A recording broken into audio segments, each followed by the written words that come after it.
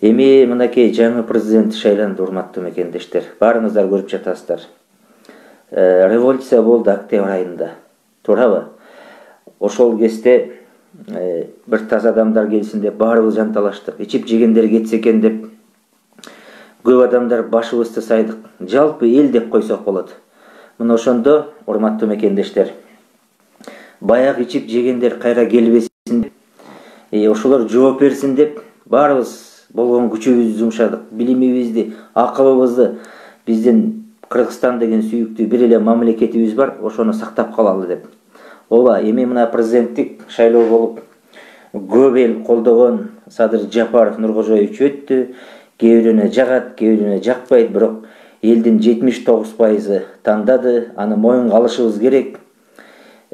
Бул чындык. Ошол боюнча суроолорду берейин деген го. Андан сырткары мына азыр соц тармактарда, урматтуу мекендештер, тиги премьер-министр болсун, бул болсун деп талкуулап жатат. Бир фейктерби, же жөнөкөй адамдарбы, мындай том бучуп атат да. Бул туура эмес. Ошол премьер-министр болсун дегендер, ошол адамдын өмүр баянын карашса кичинечи. Мен көбү менен деле таанышмын, кээ бирөөнү тааныбайм дагы, мамилем да жок. Анан жердешчилик деген менде жашабайт, урматтуу мекендештер. Биз Кыргызстандын да жашаган элдердин баары жердешпиз, Жети областагы. Анан бул менин жердешим эле, бул сенин жердешиң эле деп, бул туура эмес да. Азыр өкмөт башчыга мына өзүнүн эле жакындары, ошол адамдан жакшылык көргөндөр айтып атышпайбы? Мен бүгүн көчө күнү кайрылдым эле, Мырзахматов, Мелис Мырзахматов менен Новиковду эл сунуштап атыптыр. Эми бул экөөнө токтолуп кетейин. Мен муну да айткам. Мырзахматов, Мелис Жоошбаевич Мырзахматов 2007-нын аягы 2008-нын башы Жогорку Кеңешке депутат болуп шайланып келген. Анда элдин баары билет, 3 партия өткөн Бакиевдин убагында. Коммунисттер 9 депутат келген, коммунисттерден Исхак Масалиев жетектеген. СДПдан 11 депутат келген, Аженда Отунбаева да бар болчу. Калган бүт бар ак жолдон болчу. Ошондо Мелис Мырзахматов дагы Жогорку Кеңешке депутат болуп келген.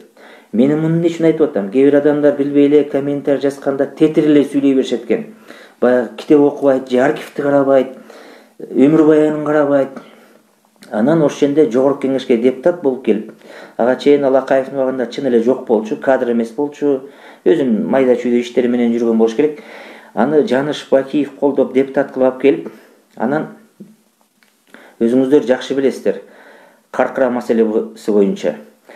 Ошондо Ибрагим Жунусов өзү ак жолдон шайланып келсе дагы, көлөнөнүн кусуру деп какшап аткан, Каркыраны сатпагыла деп. Ошол Каркырага добуш берген Мелис Мырзахматов. Андан кийин Жаныш Бакиевдин заказы менен, тапшырмасы менен барып Ош шаарына мэр болгон. Туура, Ош шаарына кандайдыр бир жакшы иш кылган чыгар. Муну бөлүндү деп ойлобоңуздар. Туура, андай эле мен жеке пикиримде, андай эле өкмөт башчыга бирөөнү алып келе турган болсоңуздар, азыркы Ош шаарынын мэри жер саткан адам эмес болуш керек. Мен тааныбайман, жер сатканы жок экен өмүр баянында. Мына Талайбек Сарпашев деген өзү алай жергесинен экен. Мен нарындамын, туура. Барыбыз жердешпиз. Ошону алып келгиле. Же болбосо Темирбек Асанбеков деген артында булганыш жок. Мекен ынтымак саясий партиясынын лидери бар, грамотный жигит. Аны алып келгиле. Болбосо Талантбек Масадыков дегенди алып келгиле. Анан эми жер саткан адамдардын баарын эле алып келе беребизби? Андан сырткары Новиков боюнча айтайын. Новиков бул Максим Бакиевдин түздөн-түз кадры болчу. Андан кийин революциядан кийин 2010 Атамбаевдин бийлиги менен иштешип жүрдү. Бул көп өкмөт башчы менен, Бабанов менен, Боронов менен, Мухамбетке Абылгазиев менен иштешкен, бирөөндө советник болду, кийин экономика министри болду. Баарыңыздар билесиздер. Азыр да иштеп жатат. Анан эртең бул Садыр Нуркожоевич менен иштеше берет, кийин ким келсе, шайтан келсе да иштей берет. Кошомат кошуп, эртең башкасы келсе да, мен келсем дагы ким болбосун иштей берет. Айланайын. Сооронбай Жээнбековдун убагында, Атамбаев, Жээнбековдун убагында эчтеке айта албаган адамдар, ошолордун бийлигин мактаган кошоматчы, саясий серепчи, дүжүрлөр бүгүн кызмат алып иштеп аткан, таң каласың. Анан эл минтип айтат. Алардын билими бар, опыты бар, стажысы бар дейт. Ошолордун билими, опыту жакшы болгондо мамлекетибиз 30 жылдан бери оңолбойт беле? Жок. Ким совет берип атты? Бабановго. Ошол Новиков советник болуп отурду. Бороновго ким советник болуп атты? Ошол отурду. Абулгасиев менен ким иштешти? Мына ошол отурду Новиков. Анан эми мактаганында чеги болуш керек да. Мен бирөө менен да аласа бересем жок. Ушу ачык айтып коюп, жаман көрүнүп бүттүк. Мынакей азыр көп нерсени айтып жатабыз, мына Кумтөр маселеси боюнча. Ачык айтып келген. $300,000 алат деп. $300,000 президенти айына. Бул 1 миллион бир областтын бюджети. $300,000 сомго которсок, азыр доллардын курсу 84-85тен. 25,500,000 сом. Бул не деген акча? Андан сырткары совет директоровдо отургандар айына $11,000 алат. Бул квартальный премиясын кошпогондо. Бул 1 миллион сом тегереги. Урматтуу мекендештер, муну айтып жаман көрүнүп атабыз. Мен көбүнчө фамилиясын менен айтам. Кыргыз алтынды айтып атабыз.